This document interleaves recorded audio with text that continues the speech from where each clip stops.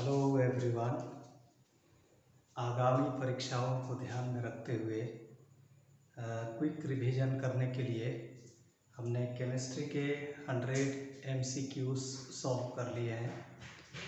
आज से हम सॉल्व करेंगे फिजिक्स के 100 MCQs। ओके, तो पहला सवाल है the unit of permittivity of free space epsilon naught is. Option number A है coulomb newton square per metre square. Option number B coulomb newton पर metre square. Option number C coulomb square पर newton पर metre square. और option number D है coulomb per newton पर metre square. तो हमारा सही आंसर होगा कूलम स्क्वायर पर न्यूटन पर मीटर स्क्वायर। तो ये कूलम के नियम से है, आप जानते हैं F equal to 1/4 pi epsilon not Q1 Q2 by R square. तो इसमें 4 पाई नहीं तो यूनिटलेस है, तो इसीलिए यहाँ से एप्सिलॉन नॉट बराबर हो जाएगा Q1 Q2 bye F R square.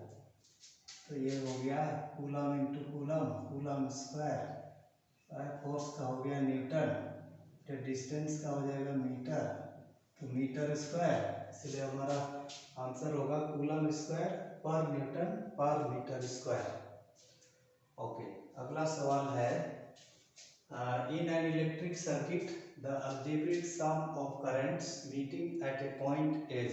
एक किरचॉफ्स जंक्शन रूल है या पॉइंट रूल है, अब जानते हैं दैट इज इक्वल टू 0, इसलिए ऑप्शन नंबर ए।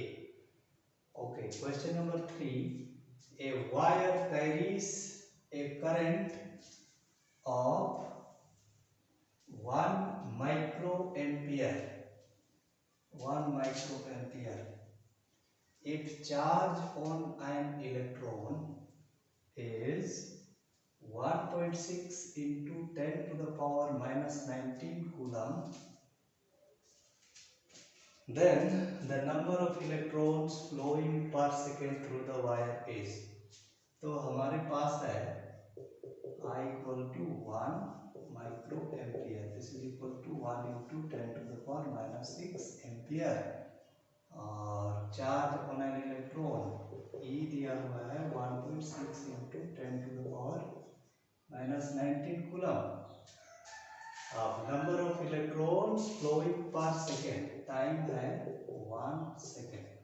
तो हम लोग जानते हैं करंट के फॉर्मूला से I equal to Q upon T, और from quantization of electric charge Q is equal to NE, ये हो जाएगा NE बाई T, इसलिए N इक्वल टू हो जाएगा I into T upon E। तो I तो है हमारे पास 1 into 10 to the power minus 6, time है 1 सेकेंड, और E है 1.6 into 10 to the power minus 19। तो ये बराबर हो जाएगा 1 by 1.6 into 10 to the power minus 6 into 10 to the power 19। This is equal to दशमलव हटाएंगे तो हो जाएगा 10 by 60 into 10 to the power minus 19 plus minus 6 plus 19, तो 13 हो गया। अब ये आ जाएगा 2 बचे 10, तो 28 इतना गुना 10 का घात 13। अब इसको हम 5 को 8 से डिवाइड करेंगे तो हो जाएगा 8 छक 48, फिर 2 बचा 8 गुना 16, 8 बचे 20। तो हमारा आंसर होगा 0.625 into 10 to the power 13। Okay, अब अगला सवाल है when an ammeter is shunted its measuring range decreases, increases, remains unchanged, none of these।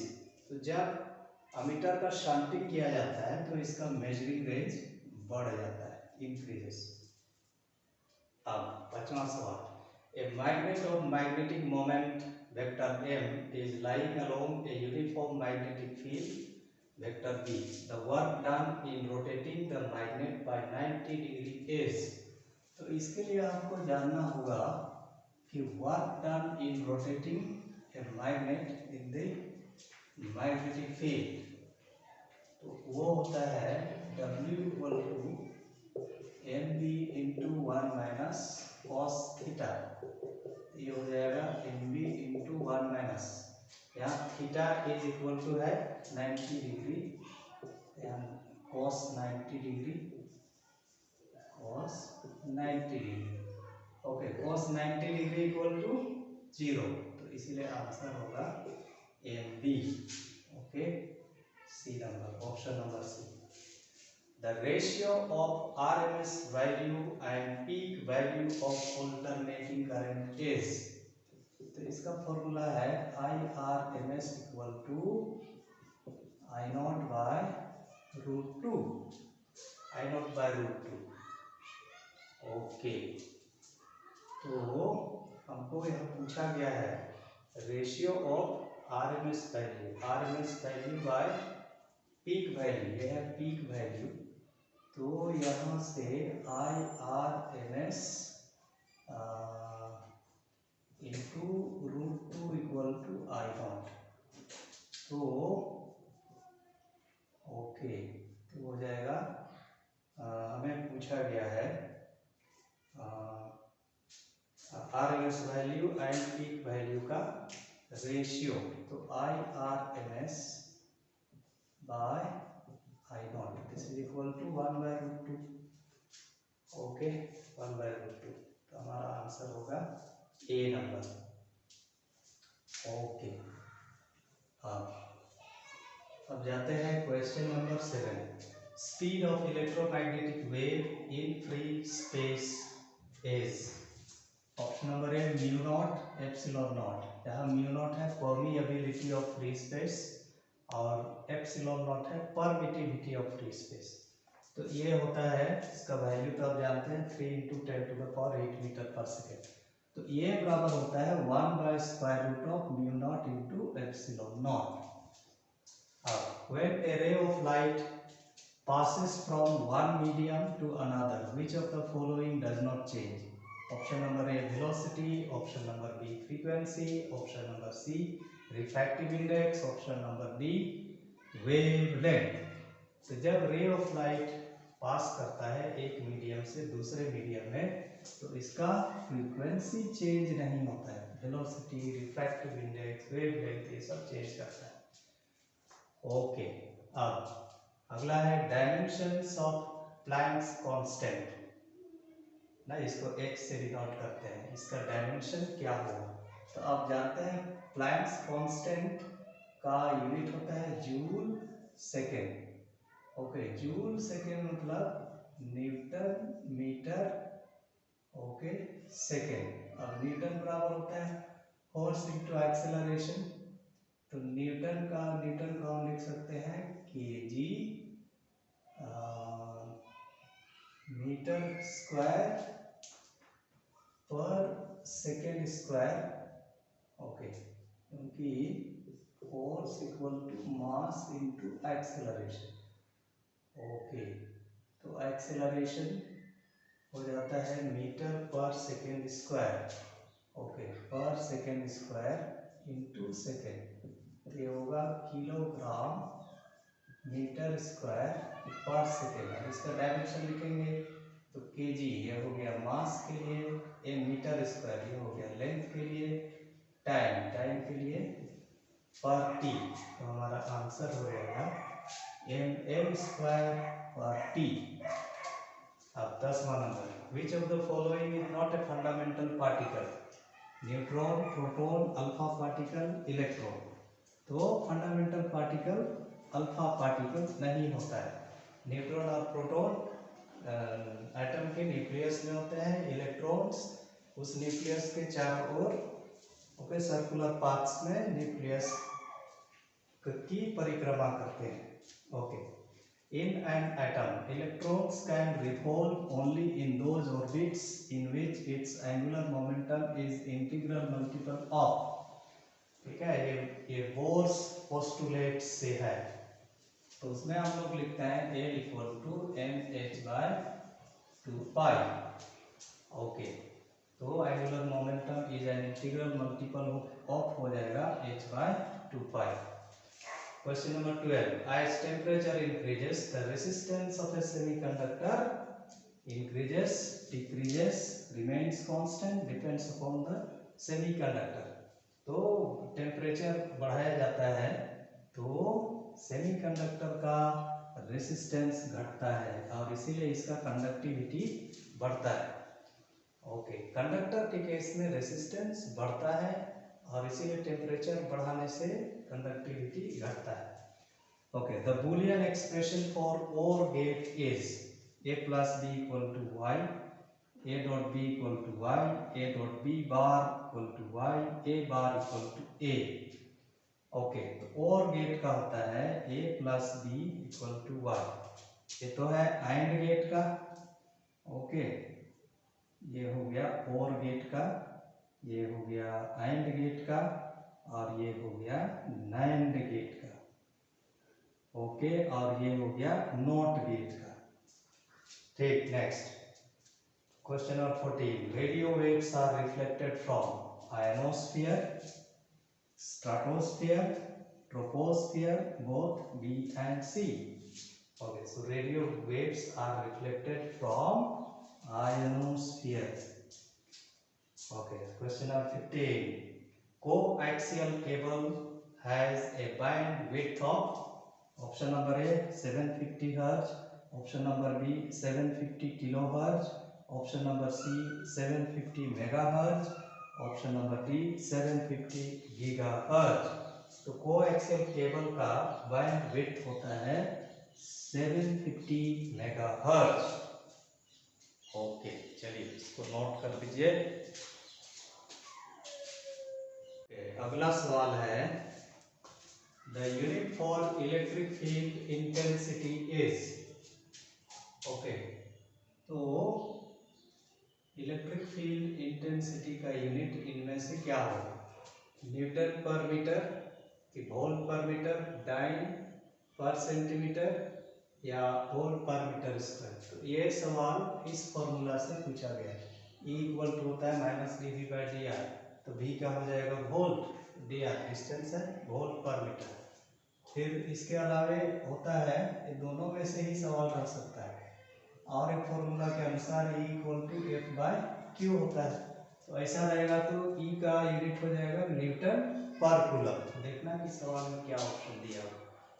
Okay, the electric potential at a point inside a charged spherical shell is zero होता है ना, surface पर maximum होता है because charge resides at the surface।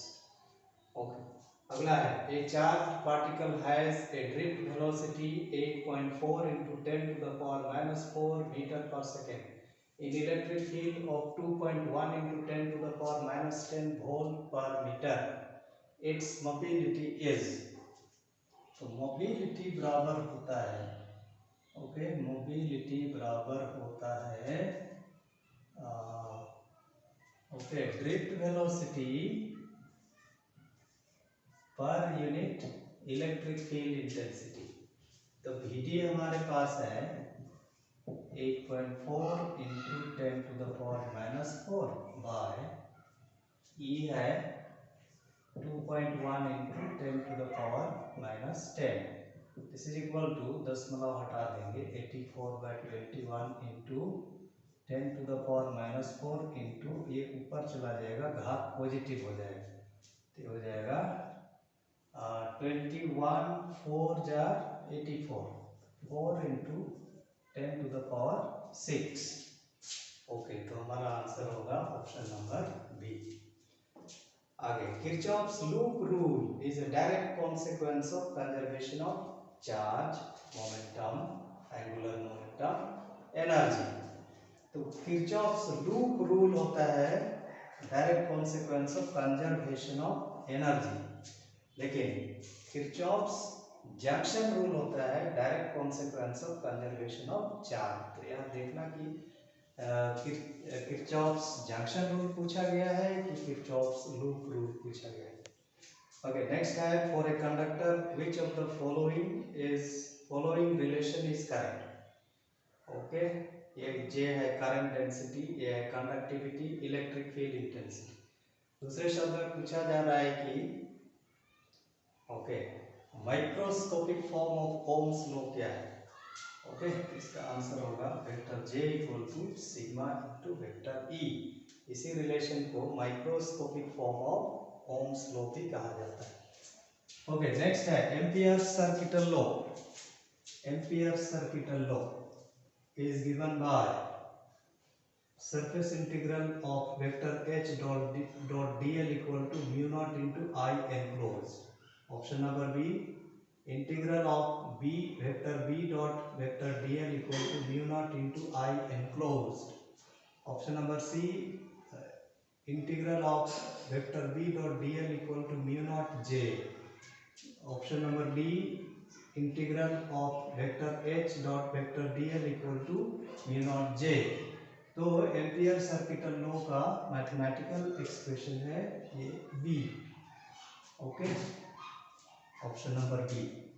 Okay, integral within closed loop of B dot d l equal to mu naught times the current enclosed in the loop. Okay, अगला है a proton enters a uniform magnetic field of 10 tesla with velocity 2 into 10 to the power 7 meter per second at right angles to the field. The magnetic force acting on the proton is, okay, magnetic force कितना होगा, charge on A proton दिया हुआ है। तो आप जानते हैं F B equal to होता है Q vector V cross vector B. तो ये हो जाएगा Q V B sine theta. Okay, this is equal to, अब यहाँ थीटा बराबर है तो यहाँ बोल रहा है राइट एंगल, मतलब थीटा इक्वल टू 90 डिग्री, तो साइन 90 डिग्री हो जाएगा। This is equal to Q V B.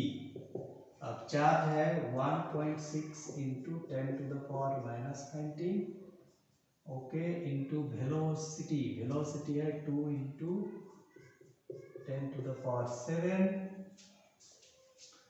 Okay, और बी है 10 टेस्ला इंटू 10, तो ये हो जाएगा 1.6 इंटू 2, ये हो जाएगा 3.2 into 10 into 10 to the power हो जाएगा माइनस 19, ओके, प्लस 7, तो ये हो जाएगा minus 12। This is equal to 32 into 10 to the power minus 12. This is equal to 3.2 into 10 to the power minus 11. होगा ऑप्शन नंबर बी। ओके, अगला सवाल है the magnetic field at a point at a distance r from the current, okay, current element छूट गया है, current element is proportional to, okay, proportional to, तो बायट-सेवर्ट्स law से है dB equal to mu naught by 4 pi I d l sine theta by R square. तो dB is proportional to 1 by R square. Answer होगा option number D. The unit of inductance is Henry, Weber, Newton, Ohm. तो inductance, कोई भी inductance, self inductance या mutual inductance, दोनों का unit होता है हेनरी। ओके, अब question number 25। In a step-up transformer, the number of turns in primary coil and secondary coil are respectively N1 and N2. Then क्या होता है step up transformer? Number of turns in primary coil greater than number of turns in secondary coil, कि number of turns in primary coil lesser than number of turns in secondary coil, कि number of turns in primary coil is equal to number of turns in secondary coil, या number of turns in secondary coil is equal to 0। तो step up transformer में number of turns in secondary coil अधिक होता है, इसलिए option number B होगा सही answer. ठीक है, ओके। अगला सवाल है, the twinkling of stars is due to reflection, refraction, interference, diffraction. Okay, twinkling of stars is due to refraction of light. Next, a thin prism of refractive angle 8 degree produces a deviation of 4 degree. The refractive index of the material of the prism is, तो thin prism के लिए angle of deviation बराबर होता है mu minus 1 into ए। तो यहाँ से delta by ए का हम रेशियो निकाल देंगे। तो डेल्टा ना डेविएशन प्रोड्यूस्ड है 4 डिग्री, 4, और इस प्रिज्म का एंगल है 8, क्योंकि वेरी थिन प्रिज्म है इसलिए प्रिज्म एंगल भी छोटा होगा। This is equal to mu minus 1। Okay, तो ये हो जाएगा 8 × 40, 0.5 equal to mu minus 1, therefore mu equal to 1 plus 0.5 equal to 1.5। हमारा आंसर होगा बी। अब two light sources are coherent when they produce waves of, option number A, equal wavelength, option number B, equal velocity, option number C, equal wavelength with constant phase difference, और option number D है equal intensity। तो दो light sources को coherent source तभी कहा जाता है जब उनका वेवलेंथ इक्वल होता है विथ कांस्टेंट फेज डिफरेंस। तो option number C. Which of the following phenomena shows that light is a transverse wave? Diffraction, refraction, polarization की interference of light। तो phenomena of polarization of light establishes or shows that light is a transverse wave। Okay, अगला question है, Einstein's equation for photoelectric emission is, option number A, H nu equal to K max minus phi not. K max यहाँ है maximum kinetic energy. Option number B, H nu equal to K max plus phi not, है ना, phi not है work function. C है K max equal to H nu plus phi not, और D है phi not equal to K max plus H nu. तो इसका सही answer है option number C, K max equal to H nu plus phi not. अब one becquerel is equivalent to, ये Henri Becquerel के नाम से ये यूनिट रखा गया है ना, डिसइंटीग्रेशन रेडियो एक्टिव डीके का यूनिट है। ओके, इसका it is equivalent to what, 3.70 into 10 to the power 10 decays per second। Option number B 1 decay per second, option number C 10 to the power 6 decays per second, option number D none of these। तो 1 बाइकरल मतलब होता है 1 decay per second। Okay, अगला सवाल question number 32, if decay constant of radioactive substance is 5.3 into 10 to the power -3 per year, then its half life period is, आप जानते हैं T half equal to होता है 0.693 बाय लैम्डा। ठीक है, lambda, तो डीके कांस्टेंट तो दिया हुआ है, this equal to 0.693 by 5.3 into 10 to the power -3। इसको सॉल्व करने से आता है 130.75 ईयर्स आता है। इसको है ना, इसके ऑप्शन दिया हुआ है उसके नज़दीक हम अप्रोक्सीमेशन करेंगे तो आ जाएगा 130.8 years. Next, one atomic mass unit, जिसका आजकल यू केवल लिखते हैं, is equivalent to 941 mega electron volt, option number B 931 mega electron volt, option number C 951 mega electron volt, option number D 920 mega electron volt। तो electron volt में 1 atomic mass unit बराबर होता है 931 मेगा इलेक्ट्रॉन वोल्ट। ठीक है, एक साल पूछा था कि ये जूल में okay 1 atomic mass unit okay KG में कितना होता है, तो ये होता है 1.67 into 10 to the power -27 KG. Okay, अगर पूछेगा कि 1 atomic mass unit is equivalent to, अगर ऑप्शन उधर केजी में रहेगा तो इसको चुनना 1.67 into 10 to the power -27 KG. Mega electron volt रहेगा तो 931 मेगा इलेक्ट्रॉन वोल्ट। ओके, अब अगला N type semiconductor is formed when dopant atom is, क्या है एक्सट्रिंसिक सेमीकंडक्टर्स एन टाइप और पी टाइप है ना, तब बनते हैं जब इंट्रिंसिक सेमीकंडक्टर में हम इम्प्यूरिटीज मिलाते हैं।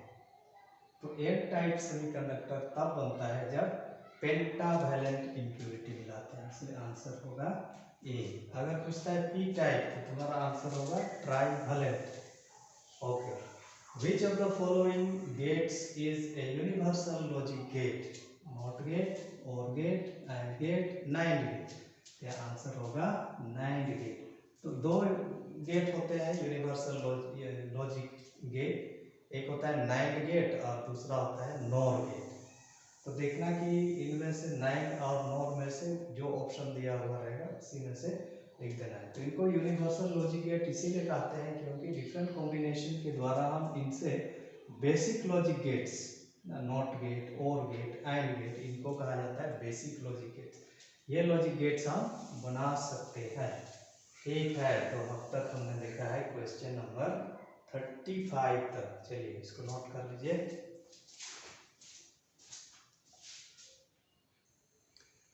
ओके, अगला क्वेश्चन है the unit of surface charge density. Okay, surface charge density is, okay surface charge density sigma बराबर होता है Q अपॉन A, इसलिए यूनिट हो जाएगा चार्ज का, हो गया कूलम, एरिया का मीटर स्क्वायर। तो हमारा आंसर होगा कूलम पर metre square. A point charge Q is placed in an electric field of intensity E. The force experienced by the charge will be, हम लोग जानते हैं E इक्वल टू होता है F बाय Q, तो यहाँ से F बराबर होगा QE, इसलिए हमारा आंसर होगा B number. Okay, for energy stored in a capacitor, which of the following is wrong? Okay, which of the following is wrong? Okay, wrong का स्पेलिंग ही wrong हो रहा है। Okay, wrong। तो इसका मास्टर इक्वेशन है ना U equal to half CV square, फिर इसको रीअरेंज सब करते हैं तो है ना, तो आता है Q स्क्वायर बाय 2C। ये भी एक्सप्रेशन है एनर्जी स्टोर्ड का। हाफ क्यू भी, ये भी एक्सप्रेशन है एनर्जी स्टोर्ड का। हाफ सी भी नहीं है। ओके, इनमें से ये है energy stored in a parallel plate capacitor का एक्सप्रेशन, ये नहीं है। Okay, U equal to half C भी नहीं होगा, बाकी तीनों होगा। Okay, in current electricity Ohm's law is obeyed by all solids, metals, liquids, gases. Okay, this is obeyed by all metals. The current of 3.2 ampere is flowing in a conductor. The number of electrons flowing per second will be, ना ऐसे वाला सवाल पहले भी बनाए हैं। Okay, पहले भी बनाए हैं। ओके, चलिए अब एक बार बनाते हैं। यहाँ हमको निकालना है नंबर ऑफ इलेक्ट्रॉन्स। तो करंट का डेफिनेशन से okay I equal to Q by T, फिर यहाँ क्वांटाइजेशन ऑफ चार्ज हम लगाएंगे तो NE बाई टी, तो यहाँ से N इक्वल टू हो जाएगा I into T by E. आई हमारे पास है 3.2 और टाइम तो लिखा है पर सेकेंड तो 1 हो जाएगा। ई है 1.6 इंटू 10⁻⁻19, ये हो जाएगा 32/16 इंटू 10⁻19, 16 2 जा 32, तो आंसर हो गया 2 इंटू 10⁻19। इधर है आंसर, हाँ यहाँ पर। ओके, अगला है Wheatstone bridge is used to measure high resistance, low resistance, both high and low resistance, potential difference. इसका आंसर होगा विस्टन्स ब्रिज के द्वारा हम both high and low resistance नाप सकते हैं, तो option number C. Okay, question number 42, the magnitude of the magnetic field B inside a long solenoid carrying a current I is given by। Option number A है mu naught N square I, B है mu naught N I square, C है mu naught N I और D है mu naught I by N. तो सही answer है mu naught N I. Okay, आगे, in cyclotron maximum kinetic energy of the accelerated particle is। Option number A q square b square r by 2m। Okay, जहाँ q है charge, b है magnetic field, r है radius of the d, okay, m 2m, b है q square b square r by m। Option number C है q square b square by 2m। Okay, तो यहाँ पर m है mass of the charge particle, d है q square b square r square by 2m। तो सही answer है D number, q square b square r square by 2m। Next, henry is the unit of, पहले भी देख चुके हैं, उसमें देखे थे इंडक्टेंस, जिससे हम बताया था कि सेल्फ इंडक्टेंस, म्यूचुअल इंडक्टेंस दोनों का यूनिट हेनरी होता है, इसलिए सही आंसर होगा both self and mutual inductance. Okay, question number 45, the frequency of rotation of generators in India is 70 hertz, 60 hertz, 50 hertz, 40 hertz. तो इंडिया में है 50 हर्ट्ज, ओके, यूएसए में है 60 hertz. Okay, the angle of minimum deviation for thin prism of refractive index Q is. इस पर related एक numerical भी हमने न्यूमेरिकल वाला सवाल बनाया था। ओके, तो डेल्टा इक्वल टू होता है म्यू माइनस 1 इंटू ए, ये होगा इसका आंसर। ओके, अगला सवाल, which of the following phenomena establishes the particle nature of light? Interference, diffraction, polarisation, photo electric effect. Okay, तो ये होगा फोटो इलेक्ट्रिक इफेक्ट। पोलराइजेशन बताता है ट्रांसवर्स नेचर ऑफ लाइट।